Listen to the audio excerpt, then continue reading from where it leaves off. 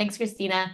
Hi, everyone, and thank you for being here on our talk on accessibility and inclusive design, shifting left to build right. My name is Lisa Arocha, and my pronouns are she, her.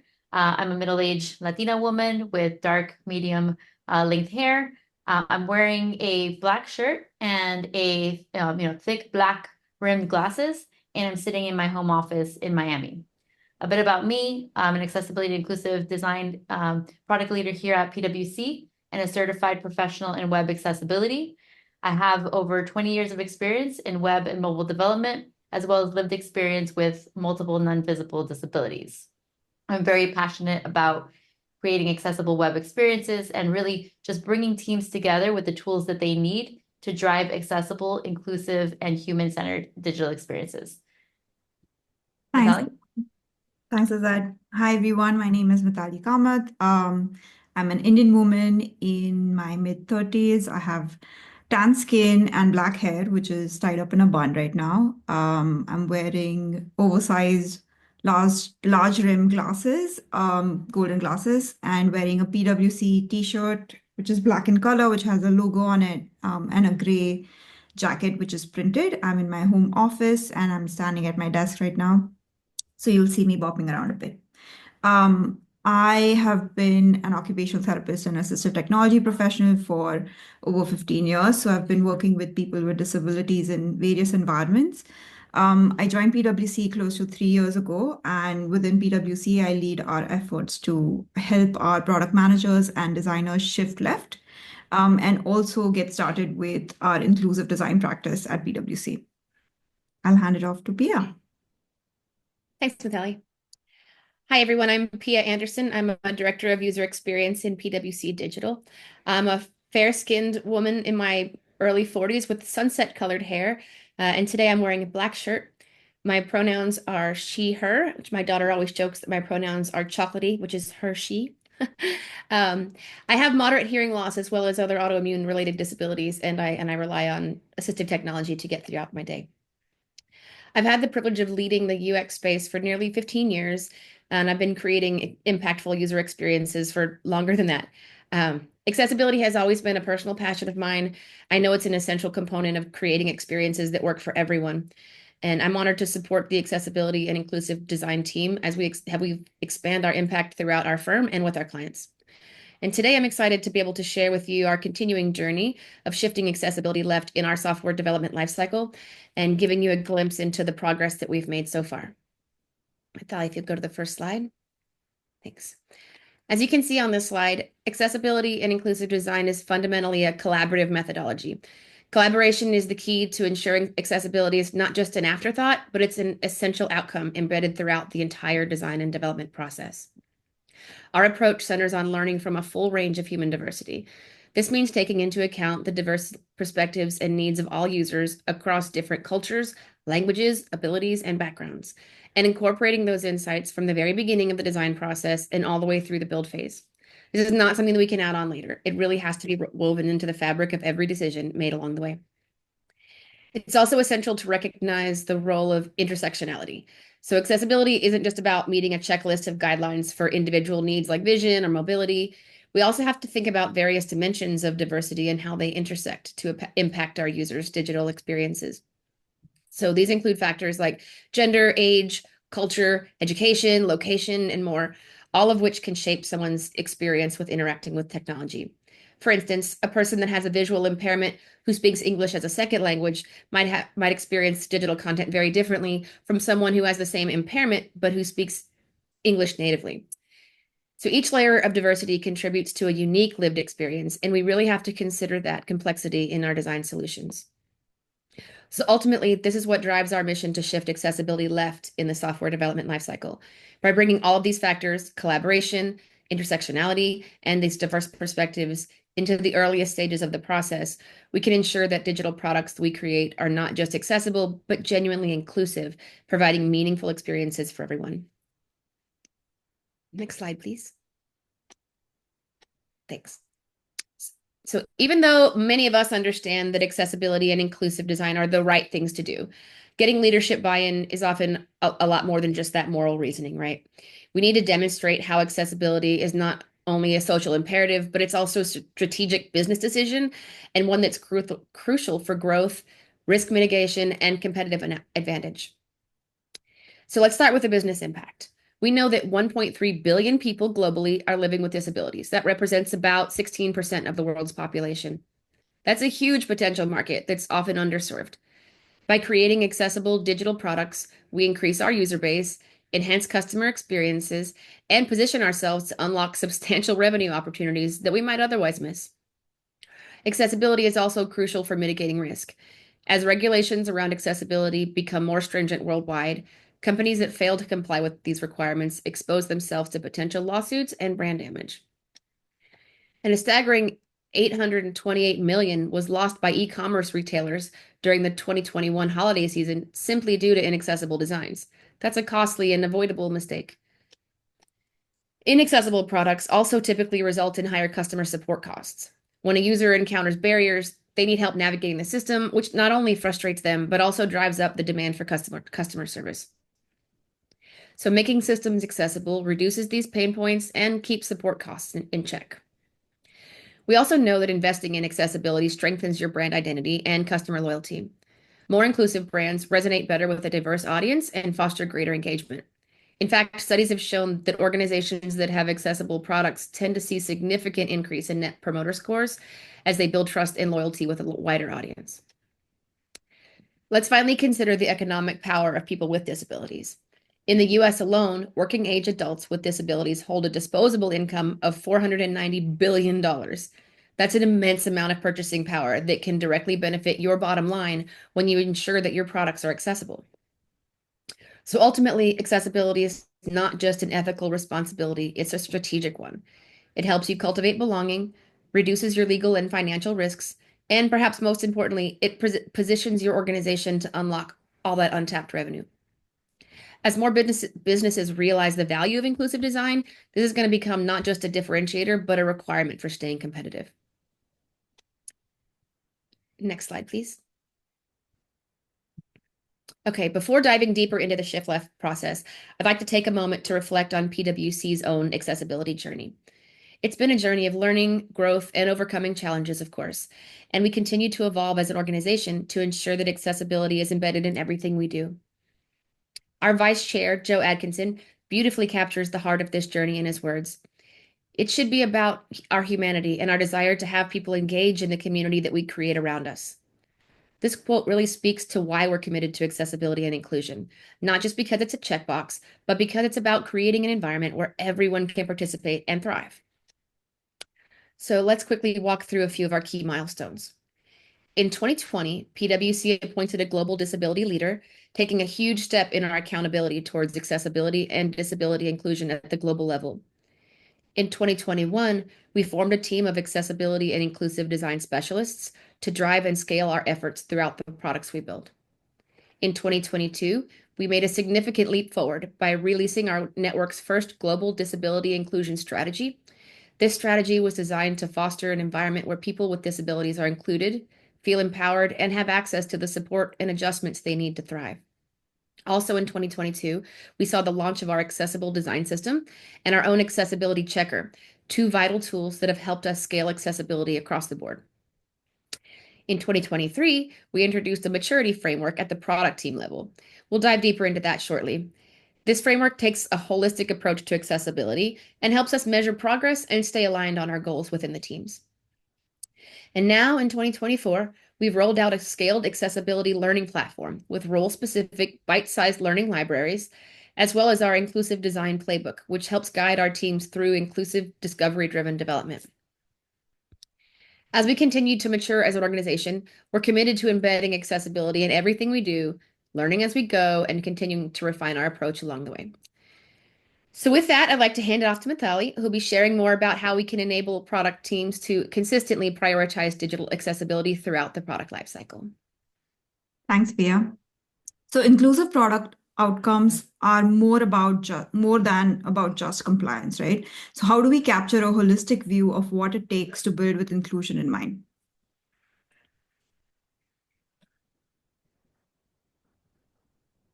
The need to help teams look at a consistent and holistic way of development led us to building a comprehensive framework for how we measure success with our engagements.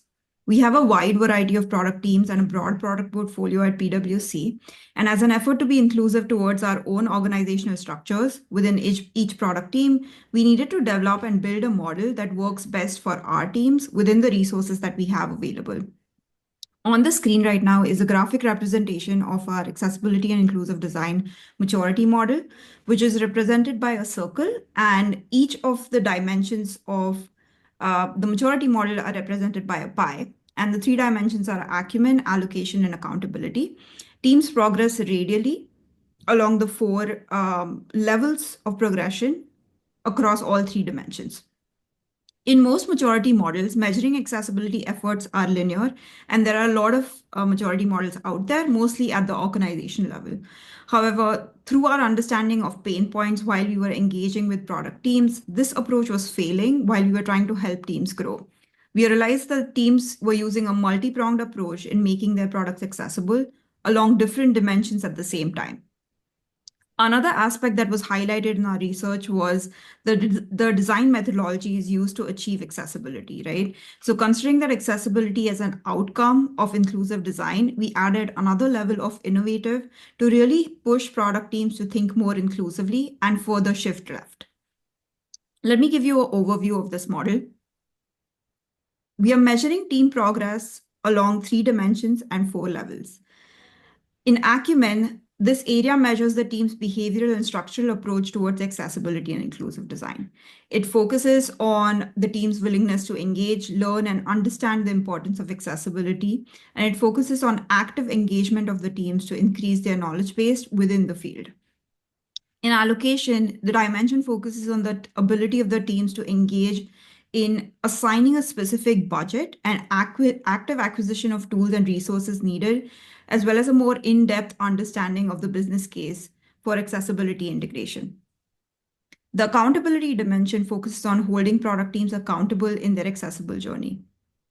The focus relies on not just meeting WCAG guidelines, but also active engagement with people with disabilities for testing, co-designing with individuals, and also maintaining accessibility documentation. Teams progress through levels of ad hoc, which is typically looking at accessibility reactively to innovative, in which they're genuinely shifting left right from discovery. So when we do engage with product teams, we conduct 2 assessments. One is the maturity assessment, which helps us understand where the product team is at. This is in the context of the framework that we just described. And the second one is the accessibility compliance assessment, which we conduct with our accessibility checker. Pia mentioned earlier that this is a tool that we have built internally and launched for our product specifically. And this is an internal tool that we use to accelerate our process of checking for accessibility against the WCAG standards. With that, I hand it off to Lizette to talk more about how we hold our product teams accountable across the software development lifecycle. Thank you, Mitali. Yeah, so I want to start by saying, accessibility is everyone's responsibility.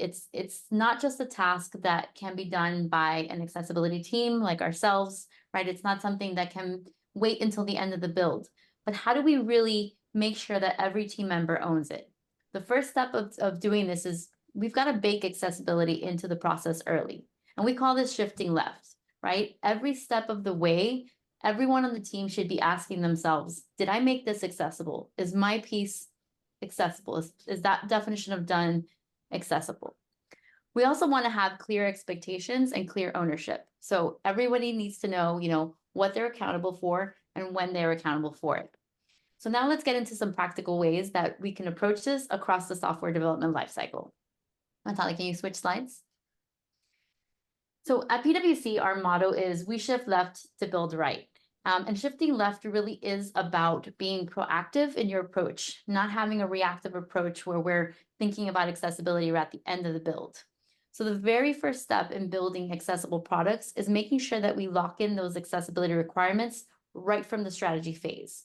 We identify what we need up front, and we give ourselves a clear roadmap to follow.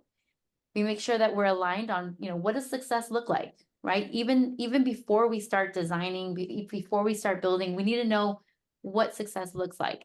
And we want to get this right early in order for that smooth execution and not having any surprises later down the road. Of course, in the product kickoff, this is a vital part. It's about setting the tone and the direction for accessibility on your team. We want to make sure that you're setting your team up for success and you've got all of the expectations across the team, providing them with the tools, the resources that they need so that we're all aligned and we're all moving in the same direction. Now, in the iterative build, this is where the magic happens, right? This is where we continuously integrate accessibility into every step, ensuring that as the product evolves, so does the inclusivity and so does the accessibility. And this is really also where we can start to refine and improve accessibility as we go, rather than waiting for the end. We all know that addressing accessibility issues early, it creates a smoother path to an accessible product. So we definitely want to work to integrate it in the iterative build. But this is also where collaboration happens, right? Where the product team, the design team, the development team, and the QA team each bring their unique perspectives around accessibility, and they work together to make sure that we don't miss any critical details. Now, last but not least is the release checkpoints. This is the final opportunity to ensure that all of your accessibility goals are met before the product goes live. And so it's essential to revisit those goals that we first established in the strategy phase and validate, did we hit the mark? This is also where you can assess, are you fully compliant with accessibility standards like WCAG, and also make sure that you are ready to deliver an inclusive experience for all users through your UAT testing. So now that we've given you an overview of the importance of shifting left with accessibility, I want to dive into how each role contributes. And let's break it down by team member, right? It starts with the PMs. And product managers are responsible to define those clear accessibility goals up front, and set the expectations for the team. So how do they do this? First thing is, as a PM, it is crucial to capture and document any accessibility standards from the beginning, right? Whether it's the web content accessibility guidelines or whether it's local compliance laws or even internal guidelines like the ones that we have at PwC. We need to have that central source of truth for accessibility criteria. We also need to set the tone for accessibility requirements early in the team by onboarding tools, and also assessing the maturity of the team itself. Understanding, is there any guidance that the team might be lacking or possibly upskilling in accessibility? We also want to write each feature and user story to include very specific, measurable accessibility acceptance criteria. So this helps us because it's not just a general goal, but it's directly tied to those deliverables and the definition of done for each of the features in that sprint.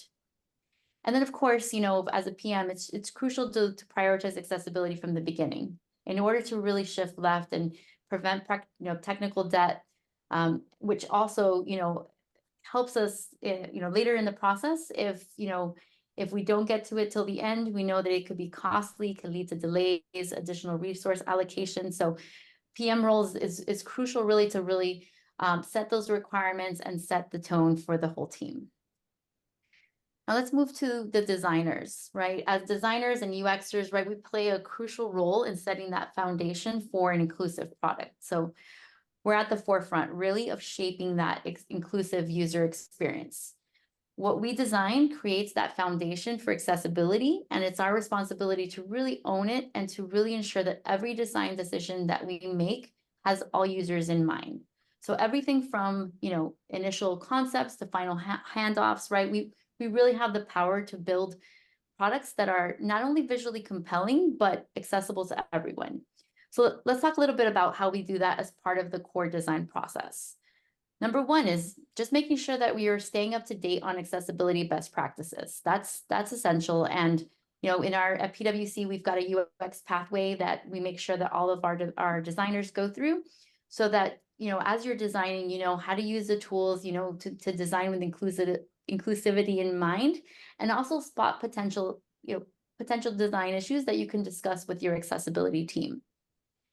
Yeah, as designers, it's also to, it's our responsibility to understand accessibilities from the start, right? We want to make sure that we're annotating and thinking about key details like tab order, alt text, how elements behave as the page increases. And we'll go into some best practices and more hands-on experience with some of these later. But one thing to keep in mind is, as you're going through your design, make sure that you're annotating for the development team with accessibility in mind so that you can hand that off and talk through those designs, right? So we need to be able to pass our designs to development team, but also get a final review. Make sure that all of the requirements are met. Talk to your, design manager, your director, make sure it meets the requirements that were set in the, from by the PM and strategy. And this checks to make sure that we didn't miss any critical details. And then, of course, once we're in the build iterative phase, there might be some issues that come up that are flagged during testing. So it's really important to collaborate with the team and to iterate on the design. We need to be flexible, willing to make changes, right, to make sure it's the best experience for everyone. And then last but not least, we should take the time also to make sure that, once our designs go into development, that we're checking to make sure that it was developed in that way, right? That the elements like the color contrast, the keyboard navigation, they're all covered in the developed product. Natalie, next slide. When it comes to the developed product, right, for developers, it really is about setting up the right tools during the build process. So integrating accessibility tools is key. It saves you time and ensures that you can really develop that quality during the build process. You want to make sure that you're running the automated scan in your local environment every sprint.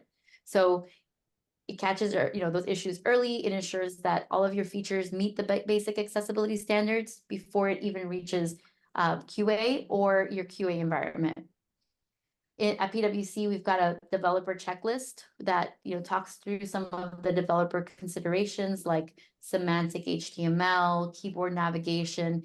This is a checklist that we use to make sure that accessibility issues don't slip through the cracks and that developers can really think through, okay, as they're building a feature, even if it's not written into the requirements, right? These are the best practices that you can take to the table and make sure that you're building accessibly. Now, QA is going to be also identifying some accessibility issues that might not be caught during the automation tools that you're using in development. I'm sorry, Natalia, can you go back? I was still going through this one. Okay. So it's important to, collaborate with the team to resolve those bugs, right? And make sure that the standards are met before release. And then last but not least, right, there's going to be designs that, there's going to be accessibility findings that QA might find that you might have to work with the designer to find something that works both with the code implementation as well as the design and meets that solution both, visually and functionally. So work together with that designer, refine the experience just to make sure that, again, we're meeting that product accessibility that we're striving for. Let's talk now about QA. Next slide. Okay, so I mentioned a lot about automated tools in development, and while automated tools are helpful, manual testing is much more likely to catch more nuanced accessibility issues. So developers will check to make sure that keyboard navigation is good, right? But testing with assistive technologies, right? Making sure that the proper focus management is in place is going to be done through the QA testers. And so this is really our final check, right? Once we get to the end of the software development lifecycle, and as a QA tester, it's their job to really find and report identify accessibility barriers during that testing. So that means that they might be collaborating closely with designers, with developers, right? To make sure that, again, those issues get resolved before the product moves forward. And as I mentioned before, accessibility isn't a solo task, right? When you find issues, you have to develop, cross team to really find a solution. And that's, as I mentioned, like that's the iterative build part where, you have the team collaborating together, and identifying, potential issues from their perspective where accessibility can be improved. Now, of course, we know that not all of our teams are accessibility experts. And so we do have a team of accessibility SMEs, as well as people with lived experience to make sure that we're validating our experiences, right? So we do assistive technology testing with those users, as well as, again, usability sessions to make sure that, again, we can make sure to validate that it is an accessible experience. And so I've talked through kind of the roles for each of the roles in the software development lifecycle, the product managers, designers, developers. I think it's very clear that, accessibility is a shared responsibility throughout the lifecycle, and every team member really plays a role. So let's go into some ways that we can start shifting left today and talk about some practical takeaways. Natalia, I'll hand it back to you.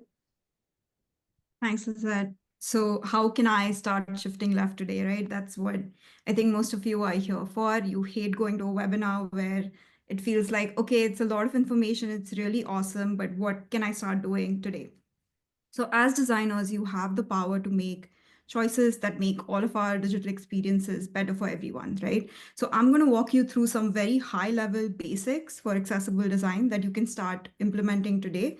And then we have a Q&A section at the end to, hopefully help answer some of your questions. So the first one is color. I'm sure all of you have heard this plenty. You've heard a lot about color when it comes to accessibility. Although color is not, is important, it's not the be all and end all of accessibility. There are two things that you can start looking at when you think about use of color. One is color contrast, and the second one is not relying on color alone to convey information. So what do we mean by color contrast? Color contrast refers to the contrast between the background and foreground of your content to ensure maximum legibility. So WCAG requirement ratios for color contrast may seem daunting when you're looking at them for the very first time, but they're really quite simple to understand once you start practicing it and testing it out regularly. You can start with using, free color contrast checkers that are out there. You've probably heard of the WebAIM tool.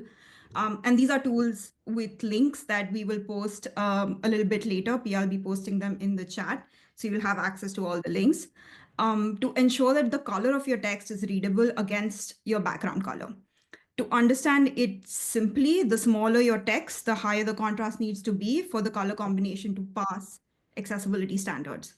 So what I have on the screen right now is just an example using PwC brand colors, some of the PwC brand colors against text with adequate color contrast. And it has the color contrast ratios that have been measured using an online checking tool. So don't use color alone to convey information, right? The aim of accessibility is to address the needs that, include visual needs, motor needs, auditory needs, and cognitive needs as well, right? So while color can be very useful to convey information, make sure you're not solely relying on color to convey information. So when you're using color to differentiate elements, also provide additional context or additional identification that does not rely on color perception. For example, you can use an asterisk in addition to color to indicate that a particular form field is a required one. You can use labels to distinguish areas on graphs. The image I have on the screen right now is essentially a data graph showing, most commonly used desktop screen readers against a timeline, which starts in December 2010 and goes to September 2019. And the percentage use, or how frequently have these screen readers been used. What I like about this example is, yes, they have used color to differentiate the different screen readers or assistive technologies, but they have also used patterns and shapes. This is a good example of how you can use patterns and shapes in addition to color. That way, you're not solely relying on color to convey information or to convey distinguishing factors.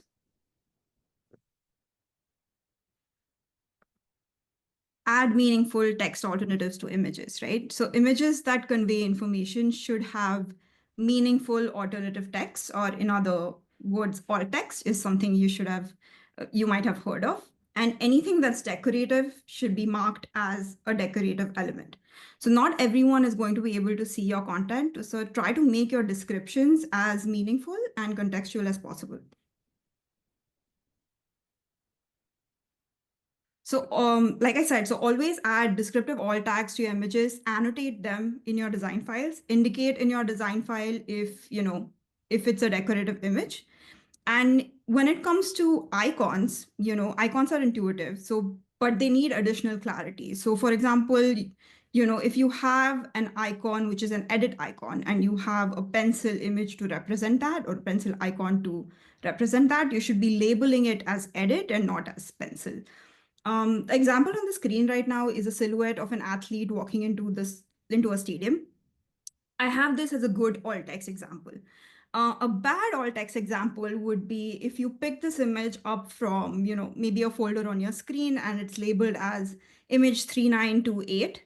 And that's the same thing that you have added as alt text on your image. This is not going to make any sense to someone who is blind, who lands with their screen reader, say on this image, will not be able to understand what it's representing.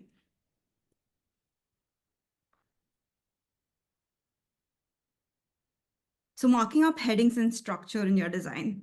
Search engines are not the only things that use headings to index your site. Many people use an automatically generated table of contents to get a quick sense of what's on a page, as well as navigate to particular headings. So make sure you annotate the heading levels in your design beyond just the visual stylings. So when it comes to structure, establish and annotate a clear page structure in your design that makes sense to screen reader users using HTML and heading tags, and use descriptive and informative page titles and page headings. So on the screen right now, I have an example of a page structure, right? And H1 is marked as my favorite recipes. Under H2, you have recipes that are quick and easy, recipes that require some assembly, and recipes that are all in. And on H3, you have different examples of, these recipes or materials that you need. And H4 is different recipes. So this is kind of a simple example of how you can organize the page structure with heading levels and nesting headings. Design for keyboard navigation. Many users navigate a page using just a keyboard. This may be due to preference for using keyboard navigation, like maybe they're using their laptop and they don't like their trackpad, or being physically unable to use a mouse, or maybe, there are screen reader users. While navigating using a keyboard only, keyboard focus should move between controls in a manner that is predictable. So the way you can check it is check the focus is clearly visible as you are tabbing through the elements that tell you where the focus is going. On the screen right now is a graphic which is active. It has a visual focus which is blue in color in contrast to a white background, and it's tabbing through the elements of a page. Now that particular order in which it's going tells me that it's the right order, it's the right reading order, and that's how I would want it to go.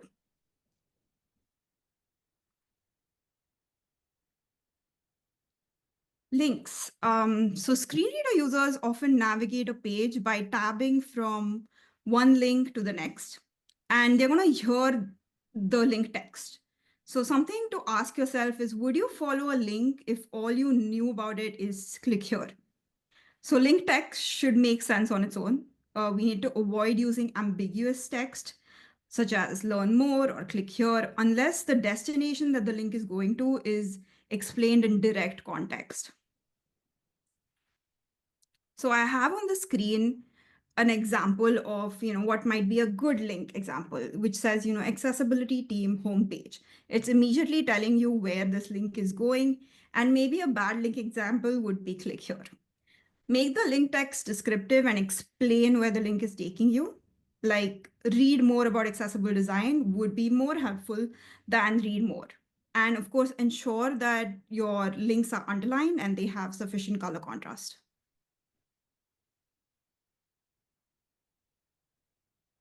Accessible forms. So when designing forms, help users understand various inputs and help them avoid as well as correct their mistakes.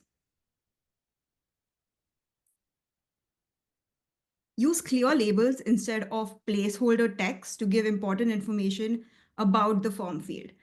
I have an example on the screen right now where there is a form field and has a label saying name, and the placeholder text in there is enter first name and last name. This is, a very clear indication of what the person is supposed to fill in rather than ambiguous placeholder text. Also, do not rely on color alone for any important information such as validation to how to fix errors or indicating anything that's a required field. Associate the error message with the related form control. Wherever it is possible, keep your forms short. If you have a long form, make sure you're splitting it into logical groupings and inform users of their progress throughout each step. Okay, so I think, Pia, you can start adding the links in the chat from here. There are a lot of free resources out there which are great to help you start getting a better understanding of how accessible your design files are, right? And here are just some that, I personally like a lot. So marking up and annotating your design files, there's a Stark plugin and include plugin. The include plugin is essentially a annotation library that was developed by eBay. And it's a free resource that can be used by anyone, and you can just pull it into your Figma file. The Stark plugin is sort of a checker, which you can also download as a plugin into your Figma file and help you check through the basics of accessibility. The Web Aim color contrast checker, which is a tool I mentioned earlier. It's a very well-known tool and a lot of people use it, and you can get into the practice of using it to, just get into a habit of checking color contrast. Alt text is nuanced, for sure. I'm still learning about alt text and still trying to get a better understanding of what alternative text makes more sense. Having said that, there's a lot of guidance out there. So there is the W3C, guidance for anything that's a complex image, which I have linked in here. So like complex data visualizations, charts, and so on. And there's also a W3C decision tree that will help you sort of think through making the decision of what would be an appropriate text within the context that you're looking for. In last but definitely not the least is inclusive user research and testing, right? Cannot be overemphasized enough. Incorporate accessibility considerations in your design requirements, your user stories, your discovery process whenever possible. Include people with disabilities in, different stages of your user research and your accessibility testing as well. I do know that sometimes that is not possible, or you don't have access to, might be coming from a smaller organization where you don't have access to all of the resources. But these three names that I have on the screen, which are Fable, Applause, and Open Inclusion, are, people who have been working in the field for a really long time and have access to disabled insights, right? So they can, really help you if you're looking for getting user research and insights directly from people with disabilities. They can really help you out. One free resource that I personally like and use is the accessibility usability scale that Fable very generously put out there under a CC BY. It's an adaptation of the system usability scale, and it's pretty much a simple questionnaire that will give you a quantifiable accessibility usability score that you can then maybe take to your leadership, and you can, conduct enough usability testing to say, you know what, hey, this product is not as accessible, or most assistive technology users are finding this product accessible. So that is one link that Pia will post in the chat that you can take a look at. And with that, I'll hand it off to Lizette to talk more about resources out there that you can use to understand how accessible your build is.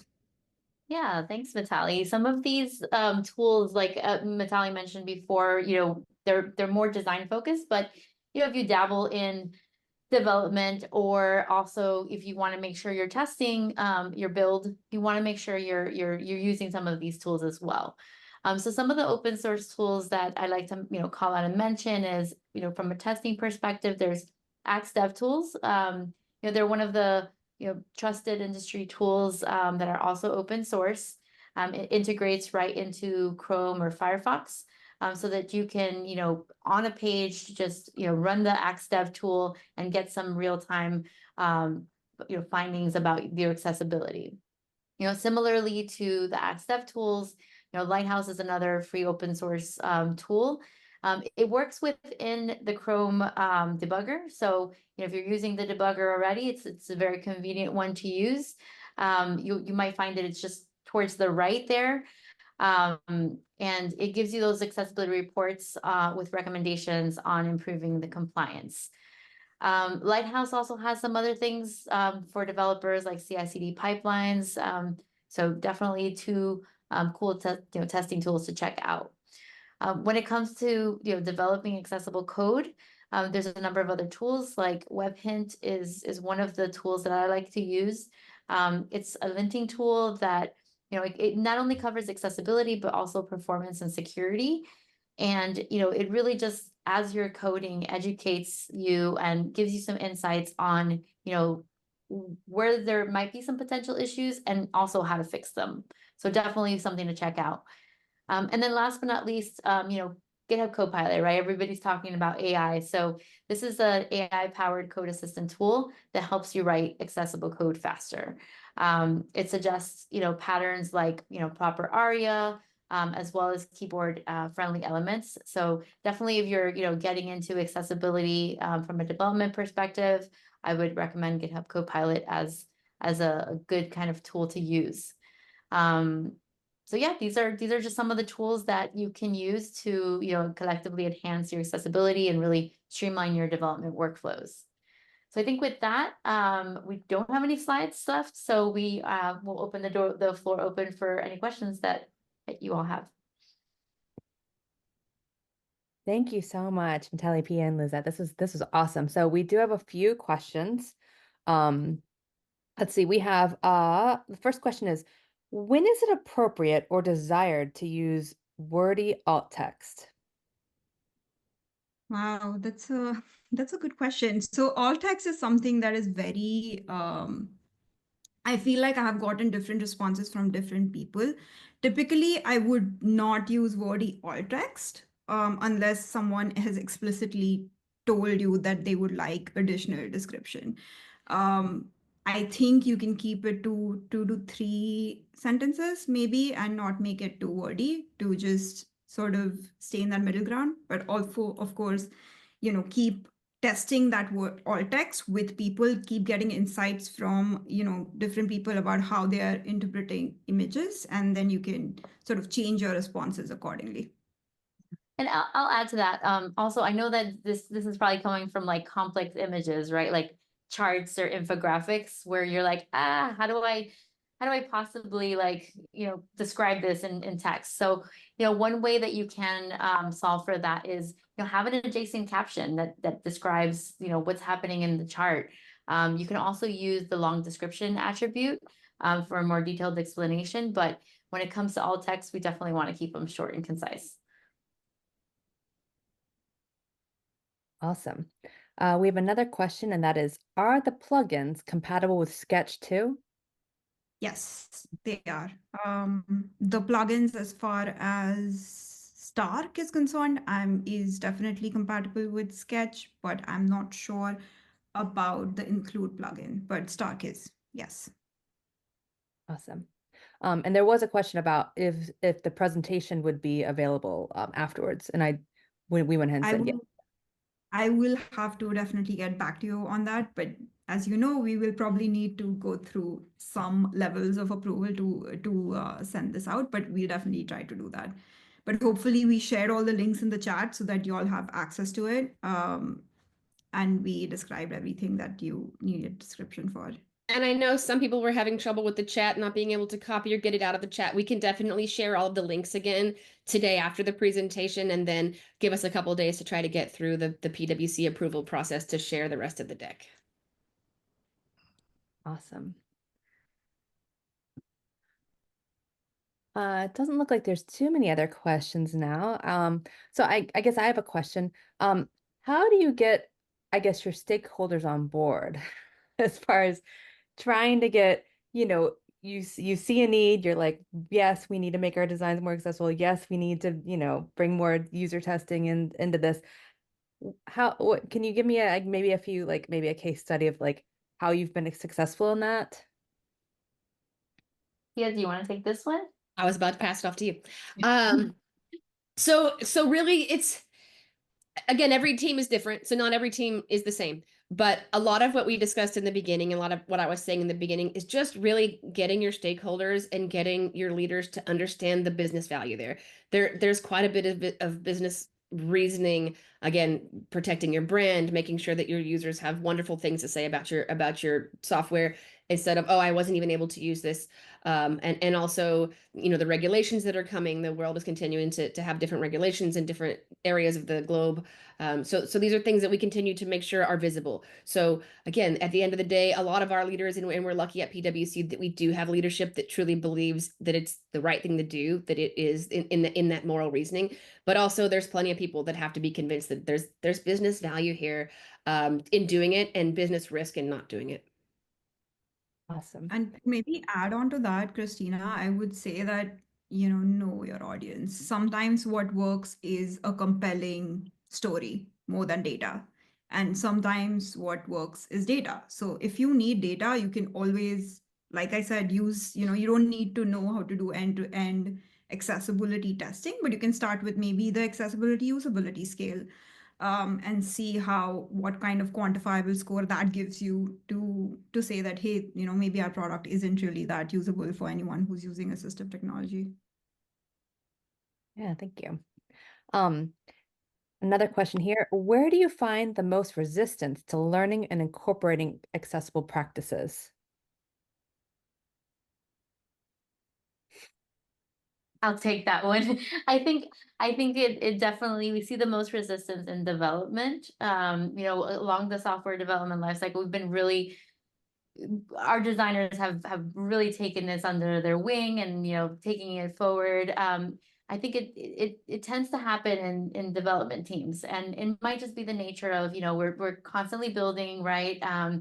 And so the way that we have been integrating it is with our tools. We make it part of the process, right? So getting it, right the first time is a lot easier than, the conversation of, well, now we've got to, plan some more features to fix these things. So really shifting left, like making sure that your development teams understand the business value. They understand how to do it. They understand how to just build it into the ways of working, I think is going to be um, the best kind of path forward, right? To address that. But yeah, that is where we see a little bit more of the obstacles, I think.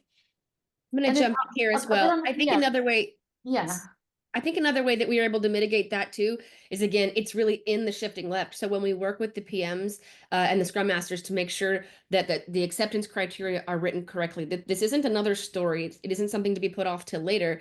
If you're doing the work and you're in there working, you make it accessible the first time. So and when you have that as part of the acceptance criteria, and you have it as part of the specs that are handed off from the designer to the developer, and you have that communication about what the designer had in mind, then really it comes down to this is part of the story that you're developing, and the QAs are going to include it as part of what they're QAing. And again, it makes it a part of that entire process. So it allows less pushback because we're not asking you to do something extra. We're not asking you to do another story later or again, or add additional work to your sprint that you didn't necessarily scope for. It's included in the scope and the acceptance criteria from the beginning. yeah. That's a good add-on, PM. I think it's so important to get your PM on board so that they can set those expectations right across the team. Awesome. Let's see. Another question just came in. Are you planning more UX presentations? This is awesome information, extremely useful, very comprehensive, and well delivered. Hi, Fox. Um, I would love to do more presentations. We've moved from your basic level to more medium and advanced level with our designers.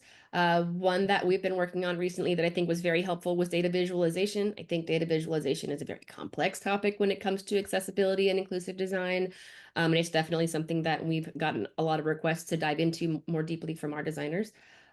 So yeah, maybe we can work with UXPA and see what else we can bring to you. Awesome. Are there any other questions? Here we go. Another one. What are your tips on documenting or annotating design files? Are there ways to integrate the annotations or keep in separate file? Yeah, so it's really, yeah, I was gonna say like it's really depends on how you work with your developer. I feel like every designer works with their developer differently. The plugins that we have are for you to ideally pull the annotations in your design files. And then when you're sending them off to your developer, they should have everything they need in order to build accessibly. However, I do feel like a walkthrough, a conversation is always needed. But I do know that that's not always possible. Um, but yeah, it's really up to what's working best with between you and your developer to see what that handoff process looks like. And Stark does allow you to add those annotations as well. So there's layers within Stark that creates like an accessibility annotation layer and walks you through those different checks that you can do. Yeah, and that those are the links that we have shared in there. So that should work for you when it comes to just, having a ready design file that's marked up, that's good to go when it comes to accessibility annotations.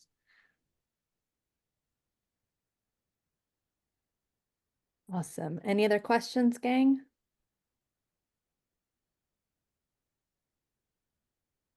No? Cool. All right. Well, thank you so much, Mitali, Pia, and Lizette. This was amazing. A little housekeeping on UXPA here. I'm Christina. I am the director of chapters at UXPA International.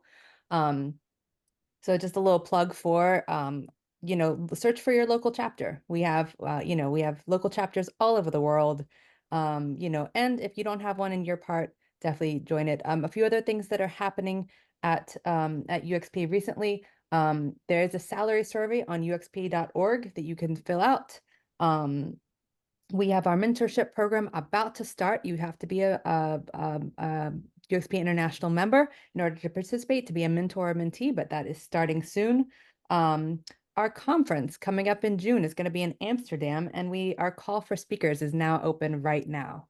So anyways, all that information is at uxp.org, and it looks like I have another question here for you all. So Carolyn says, anything in the generative AI space that's enhancing your accessibility work? There's Dr. a, Lizette. yeah, I can take this one. So aside from GitHub Copilot, there's some stuff that we're doing also in-house around Gen AI work. Of course, with Gen AI, you always want to make sure that a human is involved as well, so that we're being responsible with it. But where we're finding a lot of value in Gen AI is really with the remediation recommendations, right?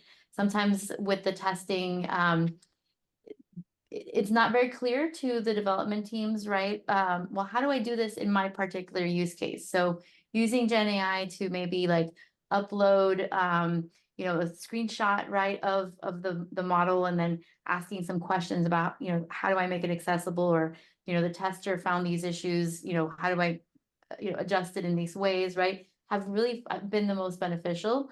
So I think in the remediation, there's been a lot of good use cases there, um, as well as in terms of our learnings, right? Like we're building out some cool tools to help people get to accessibility information faster, especially as it pertains to our accessible design system. So there's definitely a lot of space to use Gen AI.